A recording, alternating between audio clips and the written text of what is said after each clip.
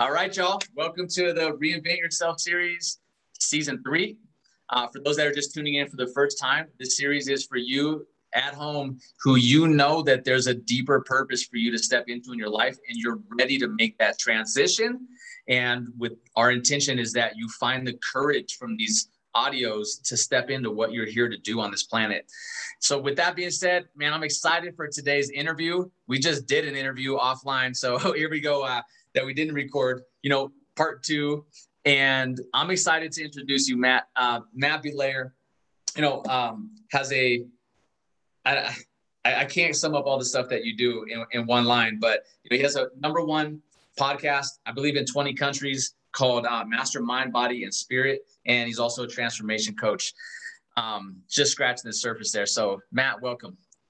Thanks so much for having me. Yeah, I definitely enjoyed our pre-interview and our pre-interview talks, but I love what you're doing. It's an honor to be here and just excited to enjoy this conversation around, reinventing ourselves and getting to our authentic self and our authentic purpose and what we came here to do and adding meaning and purpose and fulfillment to our lives. So any conversation in that vein, I'm really excited to have. Awesome, man. Yeah, cool. I'm excited to be talking to you. It's taken from January till now to get on and do this. So, right. One of my favorite mantras is right on time, all the time. So, I'm glad we're doing this. So why don't I put a spotlight on you, man? And you can share a little bit about like what you're up to in the world and, how you came to be doing that.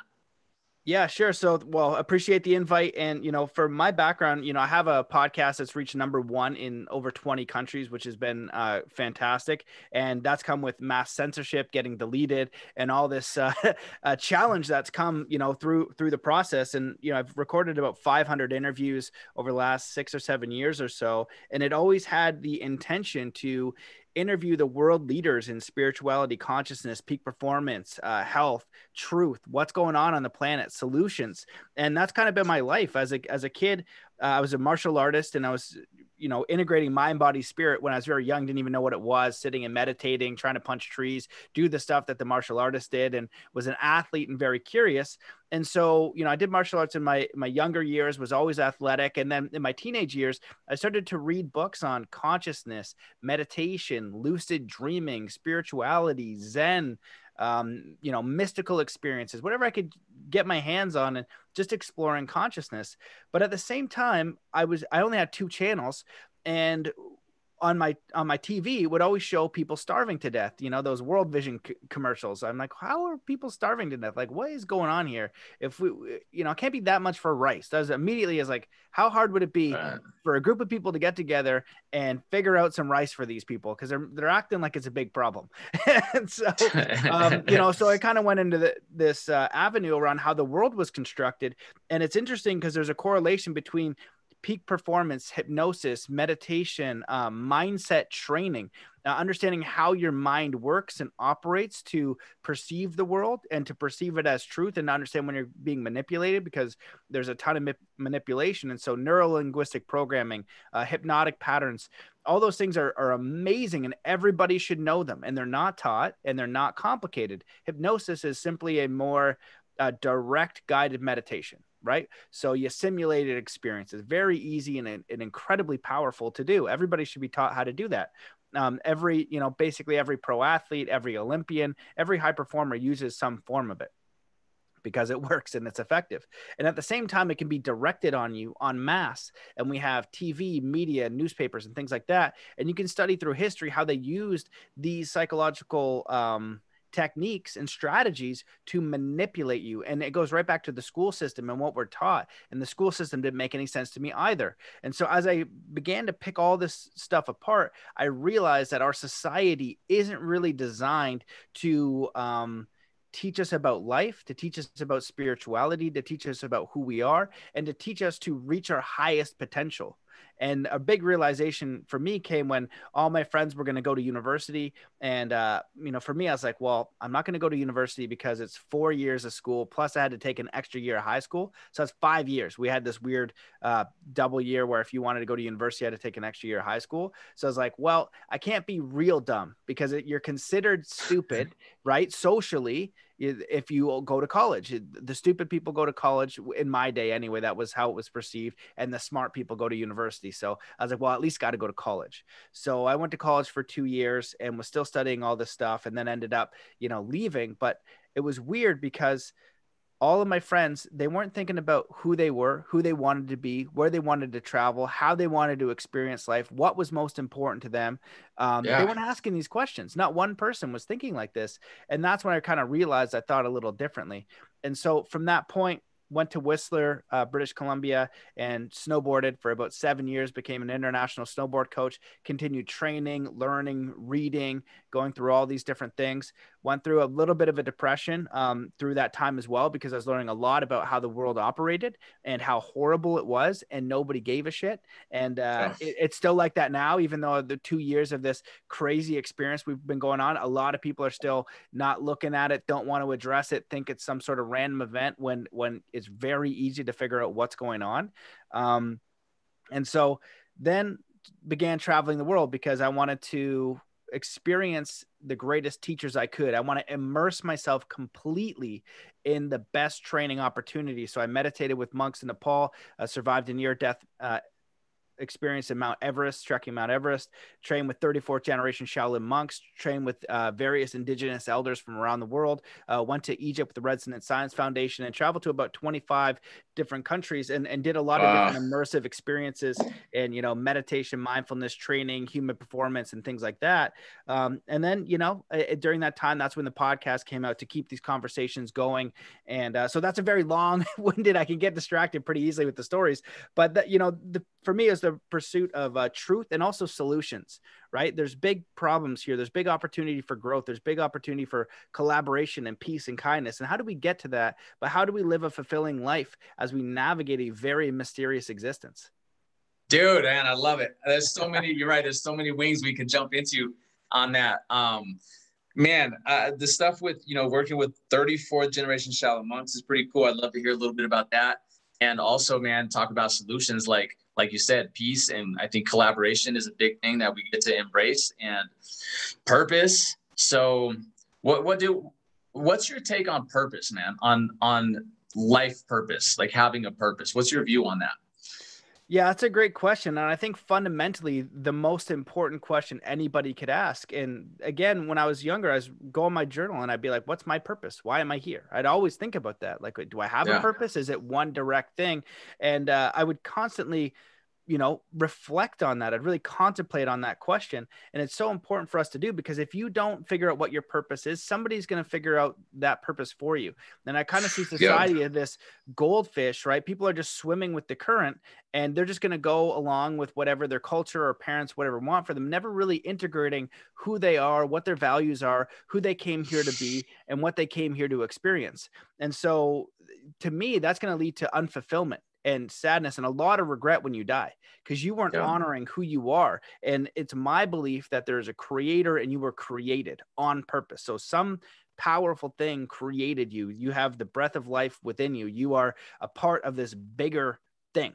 And so to honor that. And so if you are that thing, who is that? And only you can know. And it's actually not that complicated over time, because hopefully I'll be able to remember all my thoughts. But so in doing extreme sports, I worked with a guy, Brody Carmichael, who was a freestyle motocross rider. He still is. He's incredible. And he wanted to land a front flip on his motorcycle because he had crashed, and some other ones, right? So in extreme sports and peak performance, right, winning an Olympic gold medal or training with world-class athletes, how to achieve the highest performance, it's a very interesting thing around mindset, and you can use these powerful tools to create reality. And that's why extreme sports is the best one, because you're creating it in that intention or in that moment.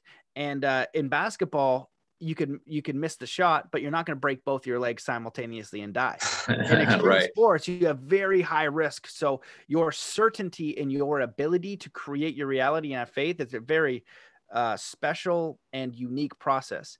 And so with working with Brody Carmichael, I said, hey, okay, man, we went through his mental game. I kind of upgraded a few perspectives. I said, look, you can read my book that I wrote a while ago called Zen Athlete. It'll help you. And I recommend reading it. And you can go through my program. It's based on peak performance, but you could be an entrepreneur, artist, anything. And it's going to help you because it's the science of peak performance and what you need to do.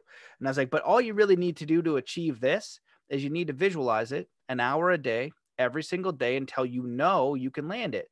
So because he had the catalyst, right? The knowing that if he failed, he could really hurt himself. He immediately went to do the training. When I try to explain this to people and they don't have the catalyst, they don't have that pain, often they won't do it 9 times out of 10. So an extreme sports athlete is going to do it. So he started doing it. 3 weeks later, he lands the front flip on the motorcycle. Wow. 3 weeks after that, he lands the world's first front flip heel clicker on a motorcycle. What's a heel clicker?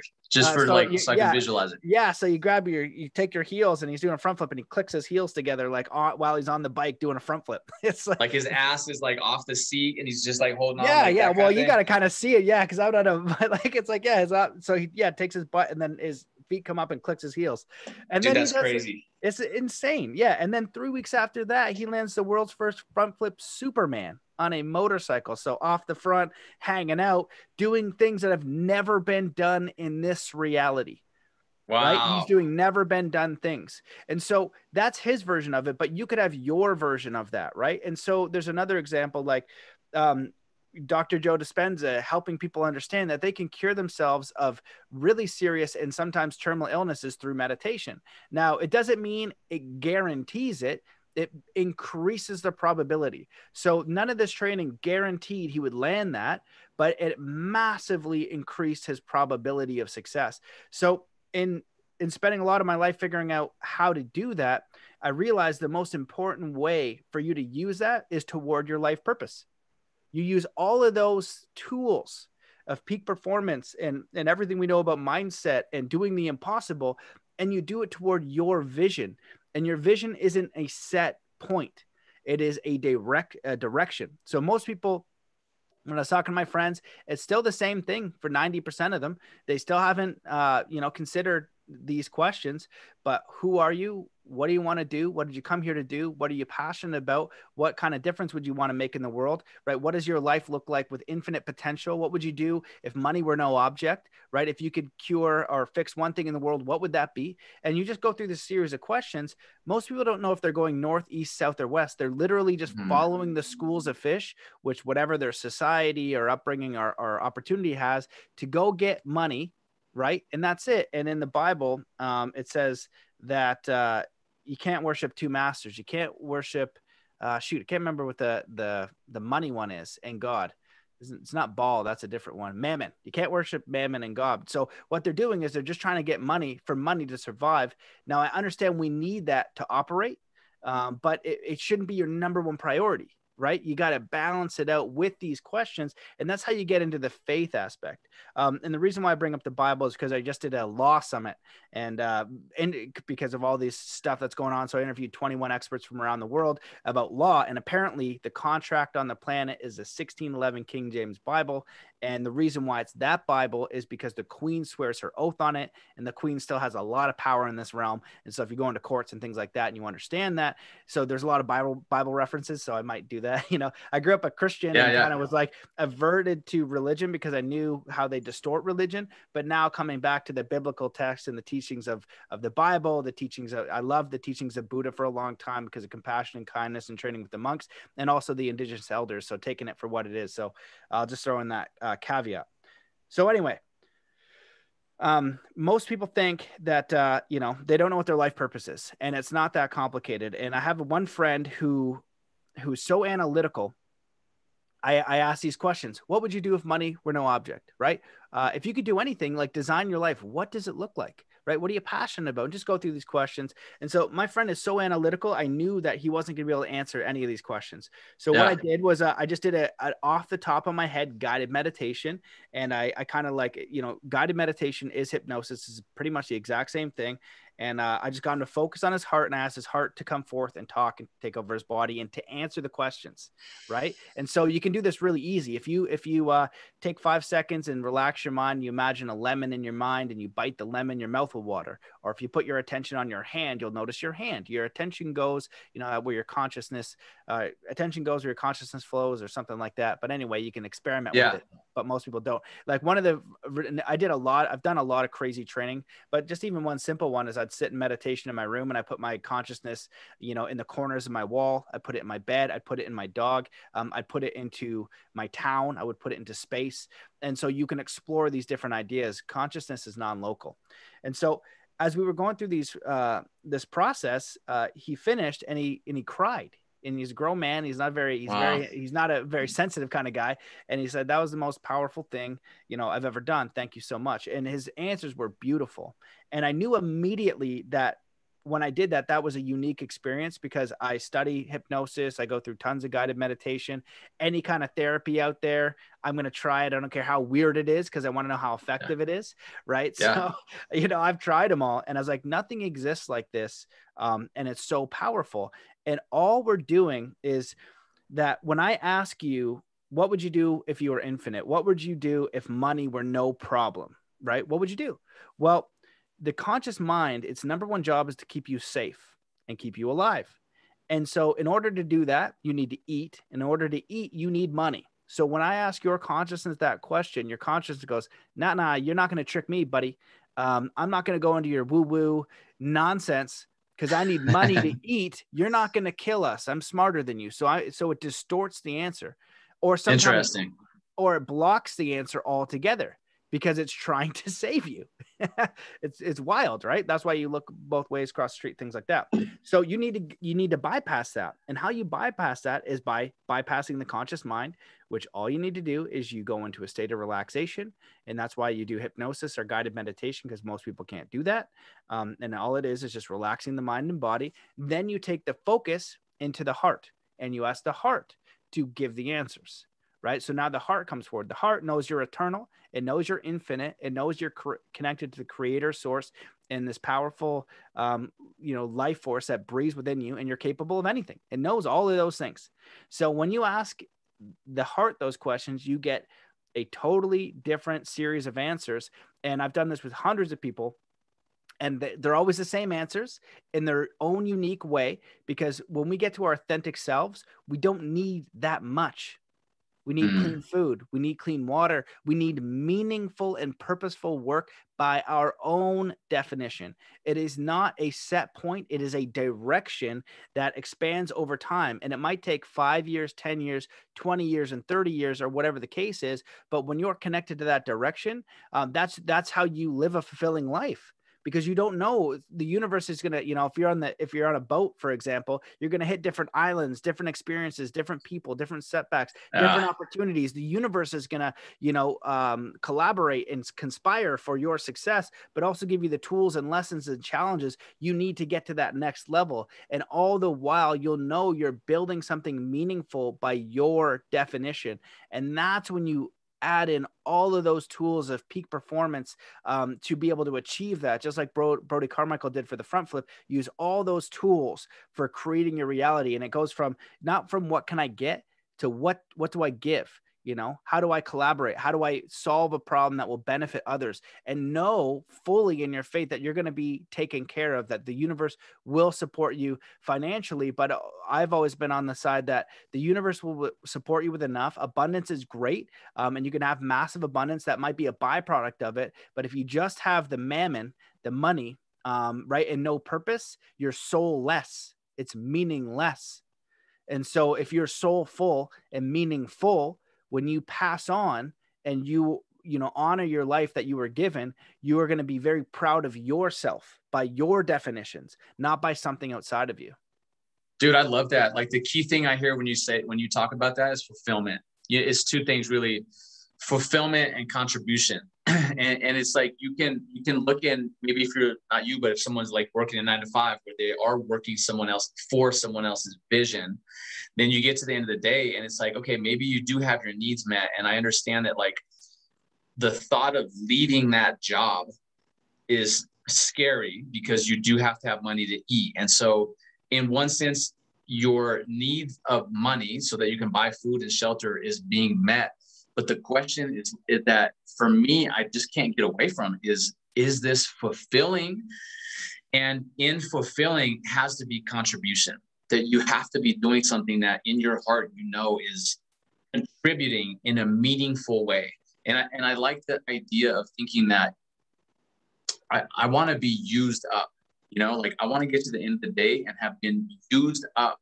Like my knowledge or my experience or what I have to offer got used up. Like I got drained, but not in the sense that like at the end of the day, you're exhausted because you went to a job and, you're not connected to contribution and you don't feel fulfilled. You can be used that way by a company, fulfill their mission. But I just like the idea of being used so that like my potential is being used, and given out, sort of exhausting my battery of giving every single day. I think that's super important.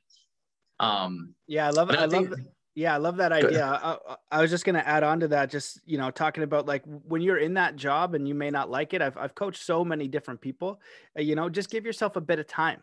Right? You don't have to change everything immediately. You can find meaning and purpose in a job that may not inspire you, but it's that reorientation. And so if you just do a little bit over time, 3 months, 6 months, 8 months, a year, you peel away. Maybe you get a certification, a course, you start to peel away. It doesn't have to be today. You know what I mean? You just add a little bit. You don't give it a hard zero.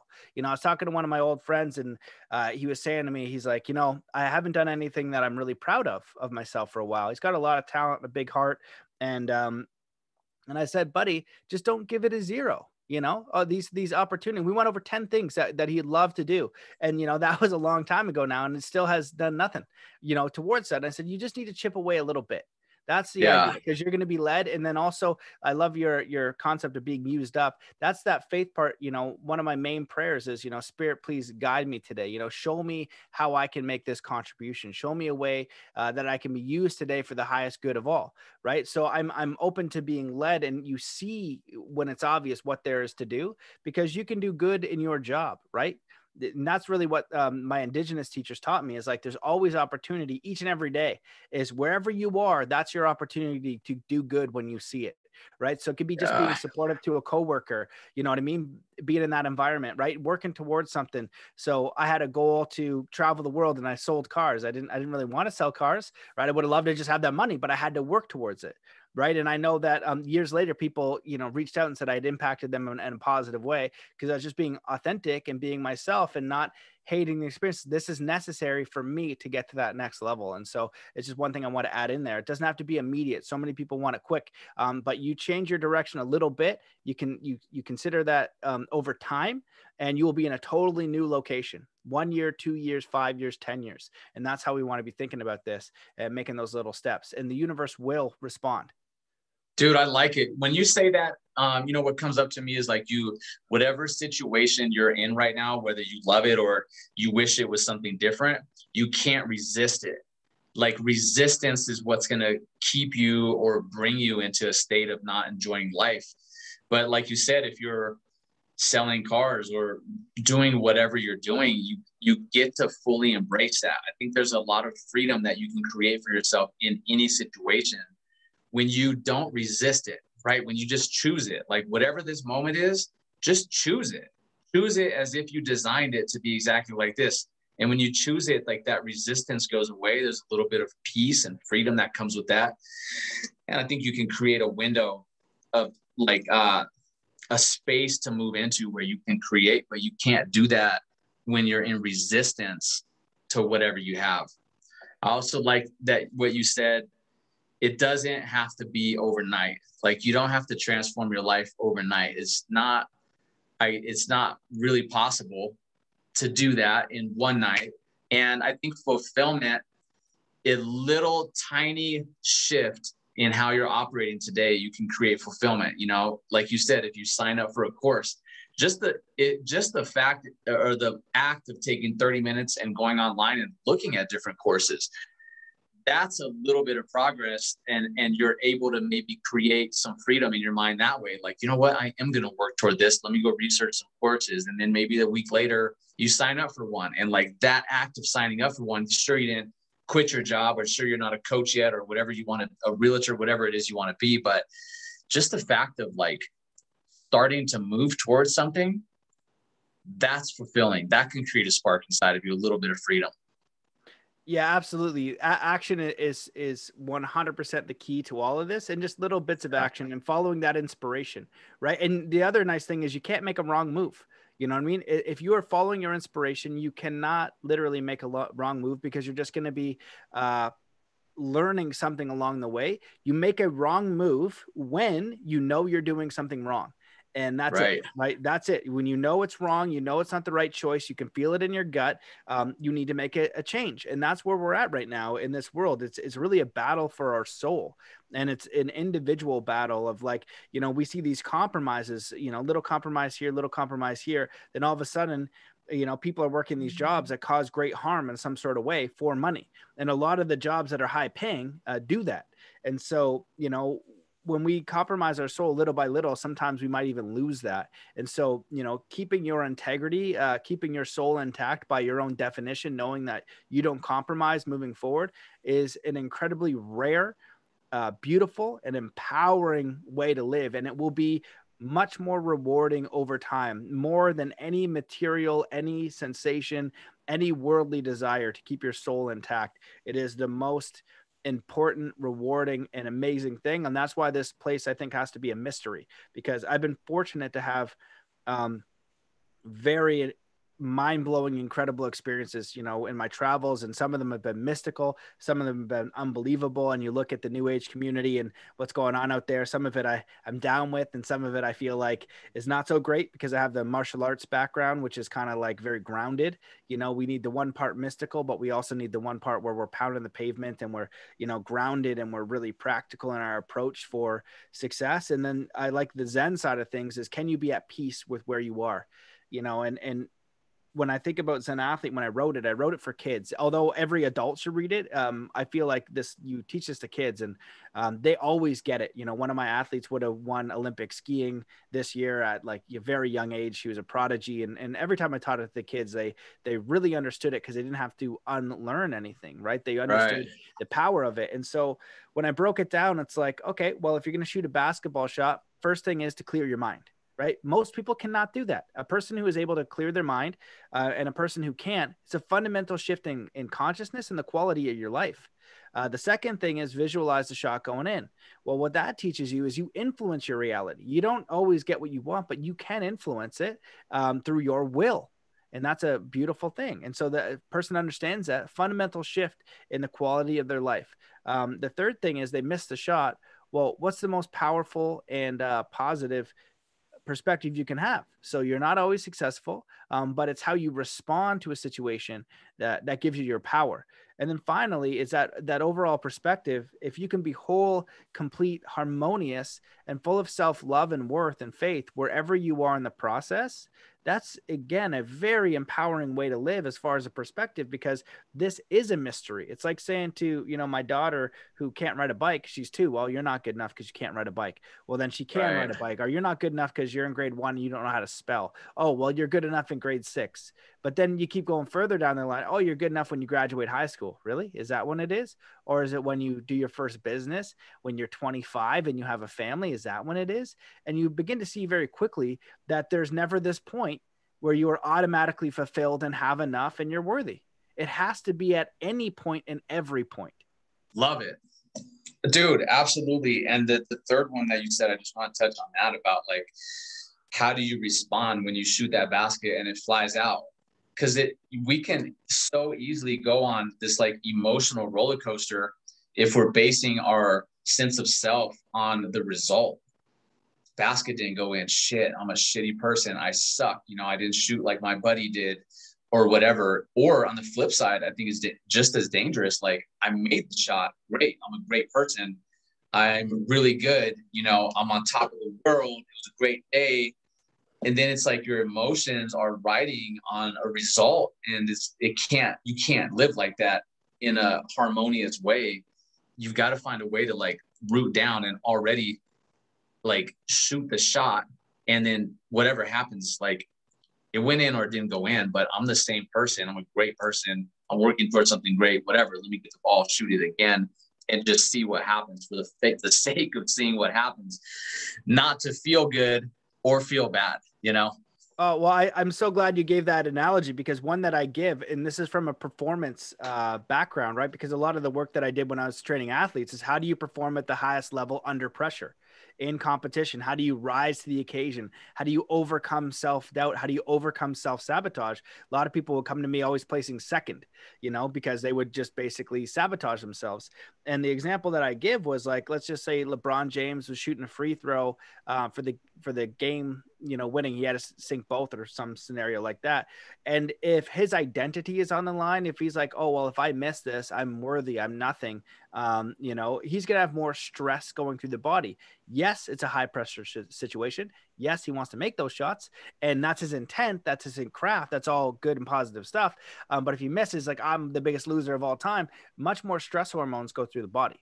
But if he does it in sport and competition, same thing. And the same thing with your business, the same thing with your art, the same thing with your podcast you want to start, or your life you want to live, coaching, or you know, whatever your design is. Like there's one example somebody's given me. I was interviewing someone. He goes, yeah, you know, I love that you said that. I know this person that does I think it's like art with butter. They make like these big butter statues or something. Wow.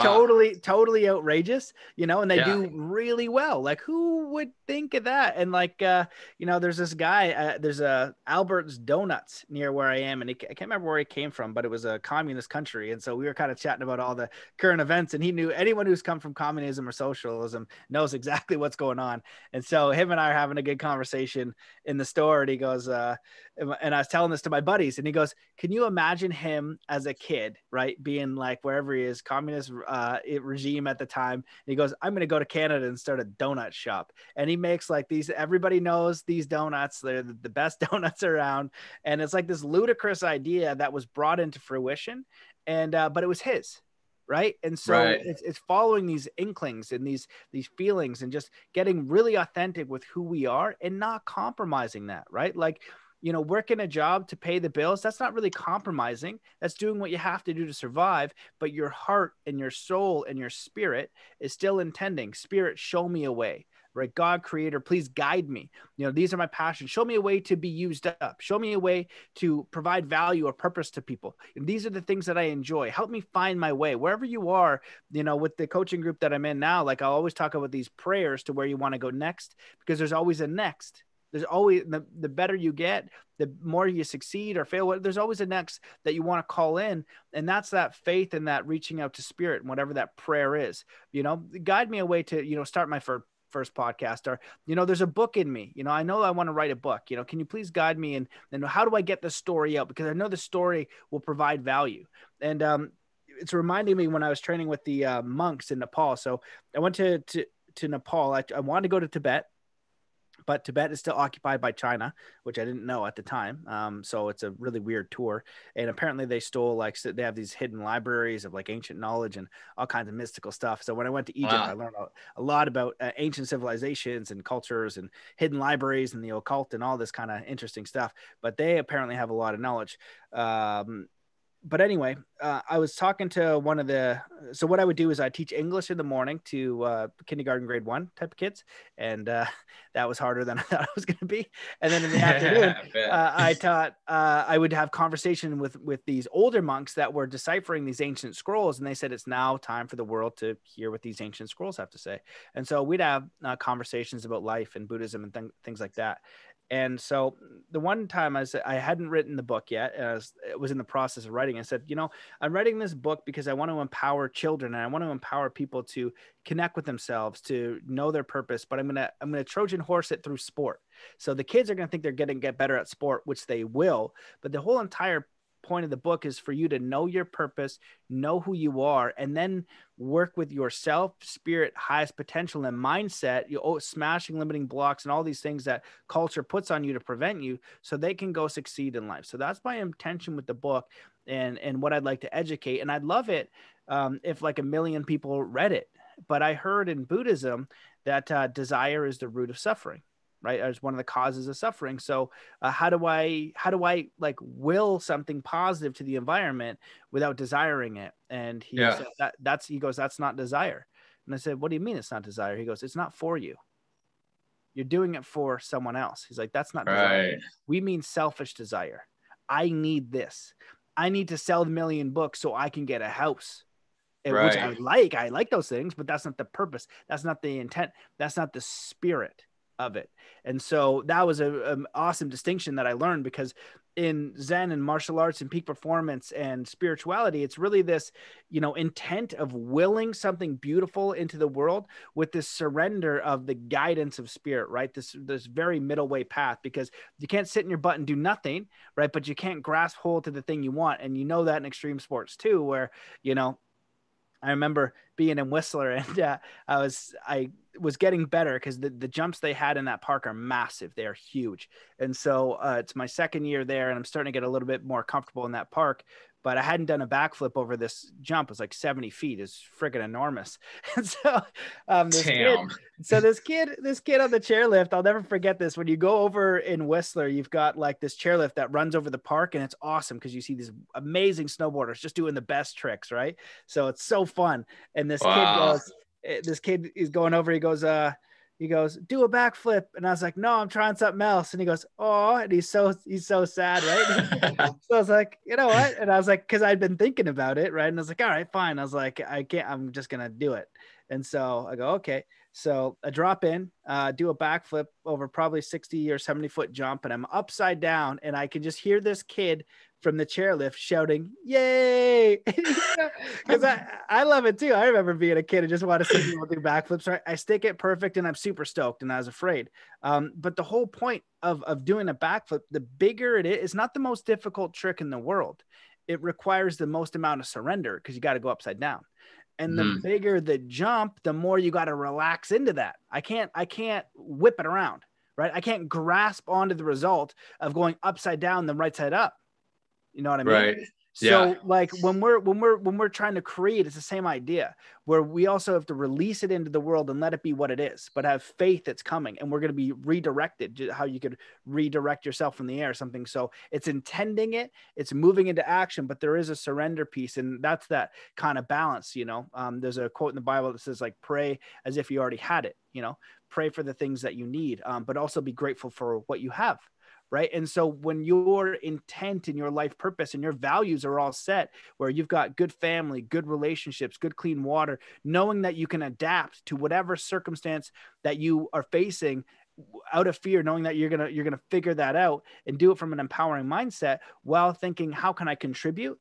You're going to be guided by spirit that whole way, intending, wow, I would love if my whole community received this thing. If we want to start a gym, I would love, empowering 1,000 members of my community with this gym that could help everybody get in shape, improve their mindset, improve their diet, and create, a social place where people can improve their mental health, right? You can scale that up with that same surrender piece. So, so that's my example of that. Yeah, man. I think that one of the most important things that we're talking about with this is realizing that it isn't about you. Coming back to you talking about desire, it's not about you. Like if you want to make $1 million, like that's great that you want to make $1 million, or you want to do something different with your career because you hate your career. It's like, I love anyone who's thinking that way. I love that you are thinking that way. You want to change something, you want more. And one of the most important pieces also, and I think it's sometimes hard to connect this in the beginning, when you just want to make a change out of something you don't love, is that it can't just be about you. It can't just be about, what am I going to get out of this? Like, I get it that that's important. I get it if you're miserable. I get it if you know there's something else and you know that you're not taking action on that. But you got to also right now root into like, what's the benefit of you doing this? Who outside of you is going to benefit?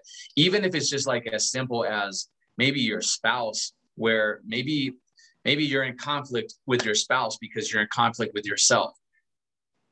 Maybe you're going to impact your spouse by you shifting the way that you're operating in life, but it's got to be something bigger than yourself. Yeah, 100%. And so I agree with that. So you said it perfectly. I don't need to add on. And Yeah. the idea that you don't need to be anywhere than where you are right now to be fully fulfilled, fully loved, fully supported, fully taken care of by God or Creator, however you want to see that. My podcast on spirituality. I've heard a lot of different perspectives on what people think, but I like it. Like now that I'm a father, growing up and getting so much more mature. If you know who I am, that's not true at all. So, but it's like this, if indeed, and it's just an empowering perspective for me. Like if I was created by a creator or God, like, like I didn't really create my daughter, but like I had a part in it. more the wife did that, but something happened and she's here and now I'm her father and I'm her caretaker. I love her infinitely. If we were created and loved infinitely, we're going to be supported. We are good enough wherever we are. We're loved infinitely as we are. So we have to find that love within ourselves. No one is going to give it to us, right? We have to find that support, and it's lonely, and that's why meditation is important. Going out to figure out who you are, something you're proud of. Who are you? What is the thing you want to do that brings you joy? How do you connect with God, this infinite source or power? Just go out to nature, go by a stream. You know what I mean? Learn to be silent with yourself. Take away the mind. The mind is so limited. You are not your consciousness. A very quick example I like to, share with people is like, well, you're not your body, because if I cut off your hand, you're still you. Well, kind of, right? You're whatever that is, right? So you're not your mind, because when you think a whole different bunch of thoughts, right? Are you those thoughts? So what the hell is your mind anyway? It's a very confusing thing. Like consciousness, right? You're not your experiences, although you did them, but now they're gone. So there's going to be new experiences. So then that's kind of weird. And so then when you go into meditation, then you observe the mind now. So you're taking a step back in meditation, and I'm observing Matt, the nut, and just thinking all kinds of crazy stuff. And his mind is going everywhere. Like, what am I going to do? I could do all these different things. Are you going to go skateboarding? Like, you're going to do a podcast? Like, are you going to read that book? You got too much shit going on, man. You're overwhelmed. So I observe that. Then who the hell is observing that? And then does it go? So like, what the hell am I? And so it's a weird, kind of thought experiment, just to get back to the idea that you need to be silent, because when you are, and so many people who get into spirituality want these mystical experiences, and I have had them, and they're pretty awesome, but they have happened so few in between. I spent months in meditation all day, every day in koala habitat. I've done a lot of really weird things to get those experiences, to have them, right? To get them. And, and they're given, right? And the whole idea is just to figure out a way to get to peace within yourself, whether it's breath work, whether it's meditation. Go by a stream, sit there for 10 minutes. Nature is your best friend. Go out somewhere in nature, just sit quietly with your thoughts. Don't bring your phone. If you are on a phone, very technical thing, you set up all your social media for limited time use, and only positive nutriments, and only what's necessary. Because the way it works is incredibly the mind is so easily manipulated. Even with my coaching program, if I wanted to, I could literally do a language pattern and hypnotize people to like a 9 out of 10 degree, to have them pay me large amounts of money with whatever I was selling them, because I've studied them and I've watched them work, and they are so effective. It's crazy. I don't do that. I present it as it is, and I say, you got to go think about it. Because I don't want to enforce that. It's either right or wrong. I'm not going to do that. So the mind can be so heavily influenced. You need to understand that. And so the key for doing all these things, knowing who you are, having self-worth, having accountability, having your soul, your intuition will be so on point. It's just like, it's massive when you see the manipulation. It's just not going to work. And all that needs to be done is a bit of quiet time, a bit of going beyond your own mind. So, because when you can do that for a long period of time, all of a sudden you get this awareness that's beyond time and space, in the infinite realm. That is another dimension beyond this.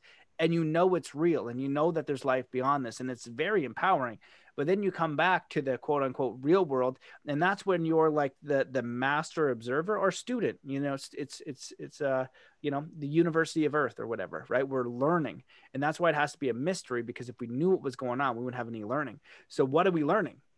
Maybe we're learning to make the right and honorable choice. Maybe we're learning to follow our intuition and what's right, even though it's not safe, even though it's not guaranteed. And the more you can refine that, the more I think you're going to be walking the path of the master, of fulfillment, of solutions, of contribution, and of service to humanity, and also service to yourself, because there's nothing more beautiful than, you know, having a person who has integrity. And if you've been in the past where you don't have integrity, you just come back to integrity. That's it. You, in that day, in that moment, say, moving forward, I'm going to do my best. And you forgive yourself for, you know, your shortcomings, because none of us are perfect. We frig it up all the time, but just doing your best. You know, I'm going to do my best today to live in integrity, you know, and that's all we really can do.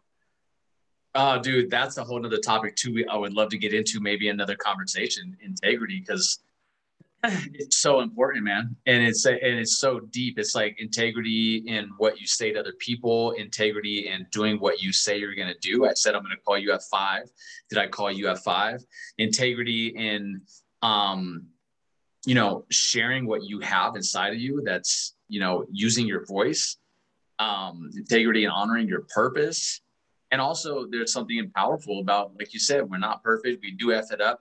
And at the end of the day, I think it's really important to in some capacity, go back and reflect on what are the things that I said I was going to do. Did I do them or not? And be in relationship with that and let it go. Like, not beat yourself up over it, but just like you also get to be in relationship with who you have been. Otherwise, there's like this accumulation of whatever it is, maybe guilt or shame or feeling bad, or you got to be able to let that go. And I think I love what you say about quiet time too, man. It's like, it's so important to just allow yourself to be with your thoughts and not have input. You know, do this underwater meditation. And it's like the one thing I found where it's a guarantee I'm not going to look at my phone, you know, there's like nothing I can get distracted on under the water. I'm not going to change the song. I'm not going to put music on, turn it off.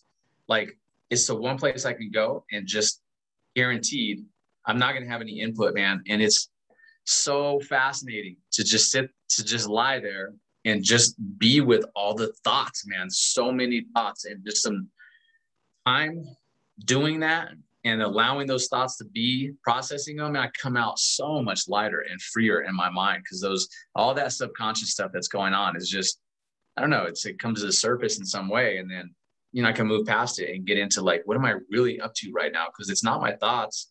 It's not what I'm carrying from yesterday, but that shit is definitely there. And it's in the way if you don't intentionally get it out of the way, you know? Yeah. 100%. I like that you brought up that idea, because meditation can be anything that holds your focus. That's why extreme sports is so great, because it makes you hold your focus. Underwater, even walking meditation, right? Just walk through the forest, but don't take your damn phone with you, right? Yeah. The cell phone, you know, and again, doing the law stuff, you really understand words. It's our own prison, you know. It is a massive new problem, the cell phone. So, you know, limiting your time on that, letting it go, connecting with nature, you know, is so key. It doesn't have to be anything crazy. You can do seated meditations. You can do binaural beats. There's a lot of great sound wave technology out there, you know, to help you. Sound bowls. I have these chimes here that are perfectly tuned. That's interesting. You can just hit those. But just, you know, sitting at peace. And I like the old fashioned meditation. Just give yourself 5 minutes, a peaceful time, candle meditation, throwing a candle up. Cause, you know, I've experimented with really weird, I don't know, not weird, but like, you know, like sitting in months in koala habitat, meditating most of the day, you know, is not something most people will do, or, No, you know, man. any kind It of sounds healer. excruciating. Yeah. Right. And just, I want to know, you know, the whole Wim Hof thing, right? Everyone's like, oh, Wim Hof is the greatest. So like, I like Wim Hof. I think he's awesome. Like, he's hilarious. And the nice thing about cold is that is a mind, body, spirit thing that you're not getting out of. It's so you're slammed into awareness. You know, it's shocking. And so when I did it, I wanted it to be in nature, right? I didn't want to do it in a cold bath. So I had an opportunity a couple of years ago to do it, you know, during this, like the polar freeze was my opportunity. So wow. it was like half the time I was like digging through ice to get in, and I don't like cold. And I didn't even do the breathing. I was just like, okay, this is it. I'm not even going to do the breathing. How would I do it? And I just went in and I figured it out myself, and it was super uncomfortable. And but I understand the benefits. It slams you into reality, you know, like, oh, and you're really connected with your body and nature. That's one way, but it's a tool. The cold is a tool, right? Cold shower. But also just there's many tools. How do you sit with that, right? And then, you know, to kind of go into peak performance a little bit, you know, when I wrote Zen Athlete, it was like, what are these tools? It's a framework, right? So one framework for strength. I'm a martial artist. I never did a lot of strength. I was more like other types of training. And then later on, I learned some things about strength. So squats, deadlift, bench press, pull-ups, and dips are great for strength, to being strong. And so in the same way in Zen Athlete, when you figure out your goal, I broke it down into dedication, focus, meditation, visualization, belief, simulation, fitness, and nutrition, and the center being Zen, being peaceful in the process, right? So when you add that framework to your goal, you're crushing it. You know, you are so far ahead of what 99% of people do. And really oh, go ahead. Take a sec, grab some water. I lost my voice right in the middle of that. All of a sudden, I think it's a dusty basement, but yeah. So when you can do that with meaning and purpose, it's such a beautiful way to live, because, you know, our life is sacred. There's so much beauty here. We are in very challenging times in the planet, and when we connect to our life purpose, we are in the current of spirit, of being led. So we're intending, but we're also being taken care of, and we're being led. And so, you know, maybe at the end of the day, the only purpose of this life is to, you know, maintain the integrity of your soul and doing the right thing to the best of your ability. And that's what we've got to kind of walk every day. And I like the stoicism idea of, like, you know, each day is its own life, you know. And so, you know, just be that person of kindness and integrity, and you know, and know who you are. When you know who you are, it changes how you walk in this world, and you'll be led and guided, and you'll know when it's right for you, you know when it's wrong for you, and you'll know what you're capable of, and if you're giving everything towards that. Yeah, man. And then everything you're saying, it's like comes right back to right now. It really does come back to right now. Like, who are you being right now? What's, you know, what's in integrity with your intuition? What is your higher self telling you to do or say or be? And like, are you honoring that or not? And it's not about like shifting things tomorrow or next week or next year. It really is about like right now. And I think if you really just do focus on that and stay here, you know, listen internally. If something doesn't sound right or resonate with you, just say something, you know, be honest. It's a huge thing, and you can't go wrong. I think there's no going wrong. And maybe you're fearful of ruffling some feathers or losing a friend, which is all bullshit anyways. It's just like stuff that you're making up in your mind, but you can't go wrong when you're right here, right now, being present, you know? Yeah, absolutely. And, you know, the result of being honest isn't up to you, right? It's just being honest. So if there's a negative Yeah. consequence from it, it's unfortunate, but that's something that you deal with, right? It's just like, you know, and that's why this path is very challenging. You know, when I started to, you know, do podcasts, I had 500 episodes or 400 last year. And then, you know, the world events happened, and I was aware of a lot of this stuff, but I didn't focus it on my podcast because it's just not positive. I'm really focused on solutions, but I did work on human trafficking, you know, bringing awareness to that and understand how horrible that is. I worked a little bit on bringing awareness to the Falun Dafa, where they're persecuting people in China and doing all kinds of awful things over there. And so, you know, just wanting solutions, but also needing to face up these challenges. And so I started to speak out and got censored and all this different things, because, you know, definitely don't want the truth out there these days. And that's all I'm interested in. I want to know what the truth is, and I want to know what the solutions are. And so in doing that, someone's like, you know, why would you do that? What's the benefit? And I said, there was no benefit to any of this as far as like material gain. Is, if anything, the complete opposite. The benefit was me being in integrity with who I am. If my whole point of what I did to get a platform for a podcast or things like that was to share helpful knowledge, well, sometimes, unfortunately, that might be a warning, or that be insights like, hey, do you know what's going on here? And one of the things I learned too, you know, going down this path, I had Alex Sakaris on. He has a Skeptical podcast. It's a pretty big podcast, like #1 for a while, and interviewed like Martin Scorsese and these big names. And he wrote a book. He was on my show called Why Evil Matters, How Science and Religion Flubbed a Big One. And he's basically saying that the reason why evil is so prominent in our reality is because good people just put the blinders on. And I've noticed that throughout my life, right? And people not wanting to hear what's going on. The good people just put on these blinders. And that's actually how evil is able to perpetuate and affect systems of mass good people who then become order followers for systems that they're not questioning. And it is what it is. It's not that I don't want it to be this way. I don't want to report that. It is what it is. And you need to look at it, and good people need to say, no, we are not going to participate in that is #1 step. And #2, we're going to find something that has honor, integrity, respect with good intent, because intent is massive. And somewhat, as kind of educating someone the other day on it, and they're like, well, yeah, how do you know? I was like, well, we know their intent. Intent is everything, right? It's like, how do you know they would intend to do wrong? I was like, well, you can, understand through research what the intent is. And, if you have good intent and an unfortunate outcome, okay, that's one thing. But if you have intent that is, to like Monsanto with seeds, right? Why would you, say farmers can't use natural seeds, right? Right. Is that a positive intent? You know No. what I mean? It's not, it's this, and doing the Law Summit and doing the human trafficking and understanding what's going on there. It actually is Luciferian satanic. And a lot of people, it's really heavy for them to hear. And I understand because of those words, but just think of it like this. It's people that don't care about you. They think about how to take everything from you, right? Whether it's their business structure, big pharma, whatever the case is. They're not thinking about how I can help you. They're thinking about how can I profit and make more of that or take from you. And that's how they think. They don't have the compassion piece, right? And then you go back to this, it would be germ theory versus terrain theory and all this stuff I didn't really know about, but it's just the intent. And so when it gets into business and corporation, you just say, hey, well, if this intent isn't honest, I'm not going to support it. And I'm going to build something now, have an opportunity to build a solution with positive intent.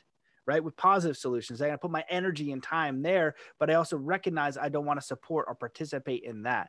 And that's that kind of challenging aspect when, people can rise to power and have negative intent. And so many people go along with it because good people cannot fathom how people would think that way, that would knowingly deceive, Right. that they would knowingly harm. Well, people do think like that. And there are those people. So we need to just address that for what it is, not fear it, then not participate. And then everybody participate in the solution based on integrity, spirit, positive intent, and community for real. Yeah, man. One of the things you said, like putting the blinders on, what, we went out to dinner last night with some friends who were in town. One of the topics that we teach in transformation, the school that I've been brought up through, is responsibility. The way of being responsibility. And there's no way I can land this in 5 minutes, but there's layers of responsibility, and like the highest level of responsibility is this. I'm going to say this, but I'm going to preface it. It's not a truth, but this is a position to take.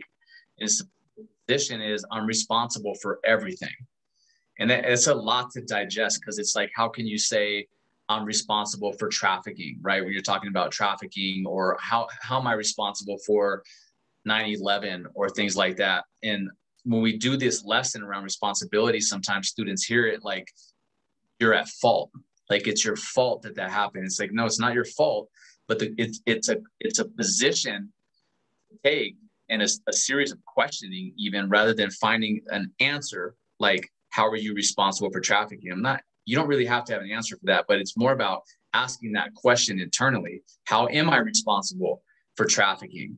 And like what you said about like having blinders on, well, like that's the answer, is like, I'm responsible for things happening in the world that maybe I don't like because I put blinders on.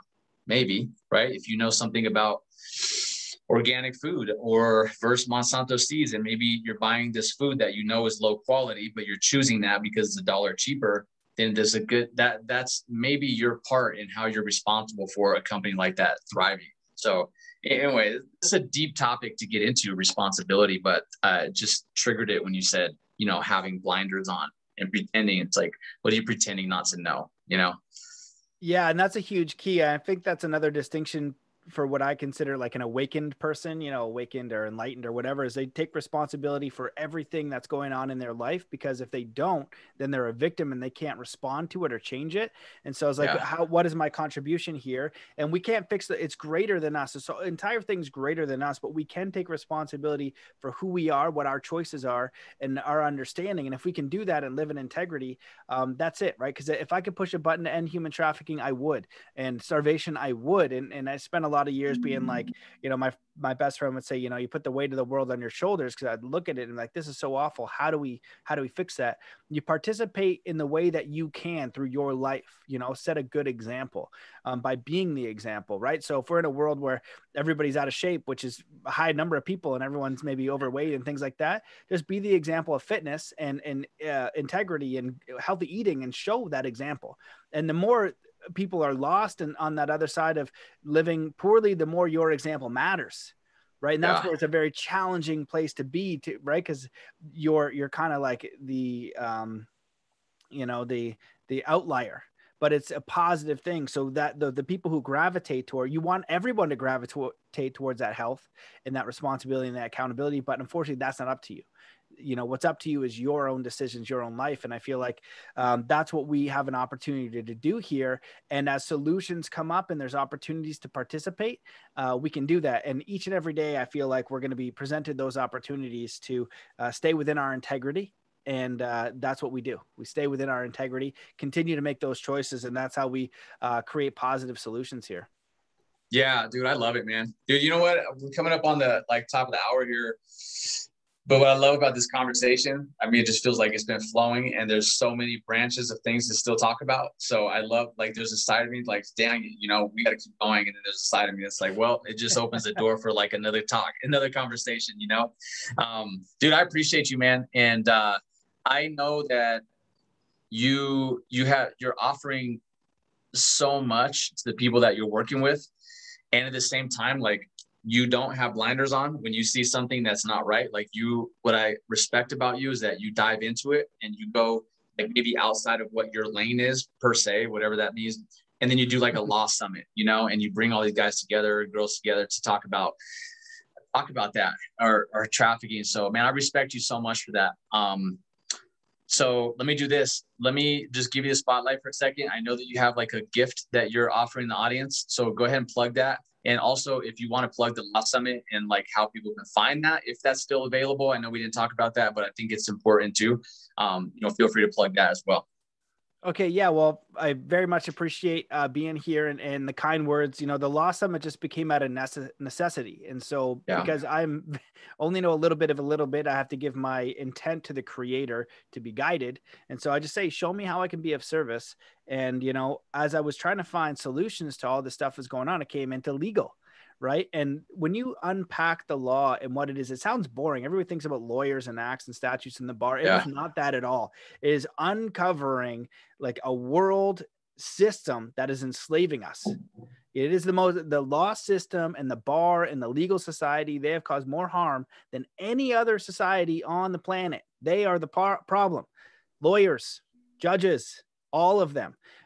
You know, when you understand how it works, if you know about the straw man, but how do you get back to freedom? And then it goes right into spirituality. I had no idea that the law, I've interviewed hundreds of people on spirituality, had some of the most spiritual podcasts about law, because we know what good is and right and wrong, right?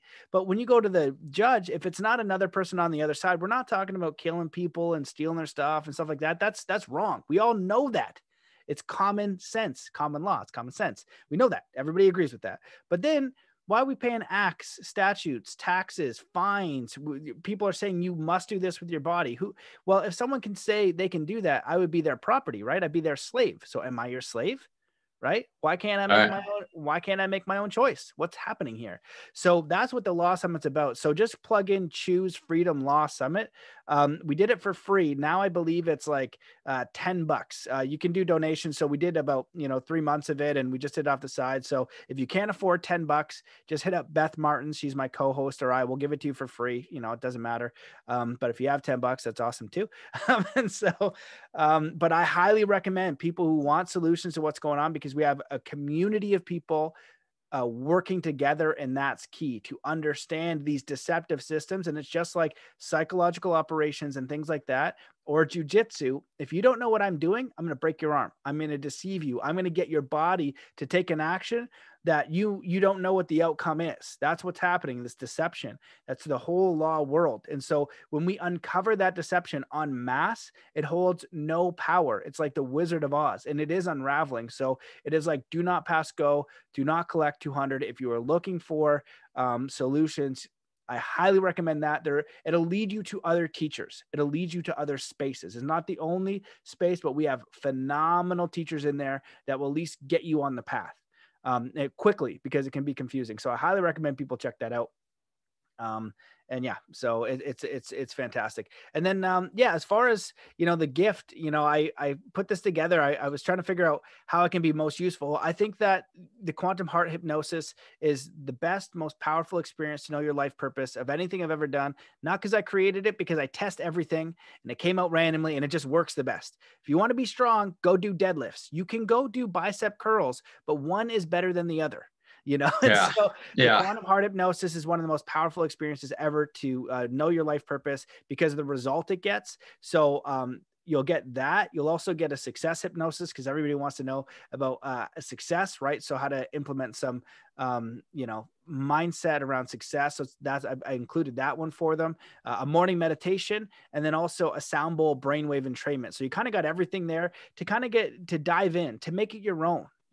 And once you hear my guided meditations and hypnosis, you can make your own from that. Just on what you've got there, you have more than enough to then take your affirmations to make your own mindset. So it's not rocket science. We're just not taught this. And so it gives you 4 audios to really dive deep and understand. If you have any questions or you want to go deeper with any of the stuff, I've got Soul Compass on the website, designed to help you, understand and live your life purpose. And then we have the peak performance side, and there's coaching and stuff like that. But really, at the end of the day, it's about knowing who you are, just giving you tools and support.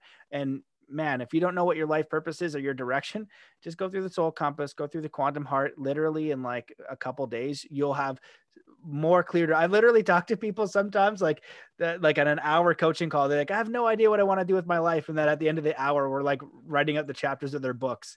And it's just like, wow, it's just like, okay, what would you do if you had $1 million every single day? Just basic questions that people don't ask. So it's not rocket science. It's not complicated. It's just the time and the will to kind of let go of the illusion, reconnect with yourself, start asking some important questions, and you're connecting with yourself and the creator. And it's night and day. It's 2 different ways to live your life. And it's not easy. I'll tell you, it is not easy. It's actually more challenging on this side, but it's infinitely more rewarding.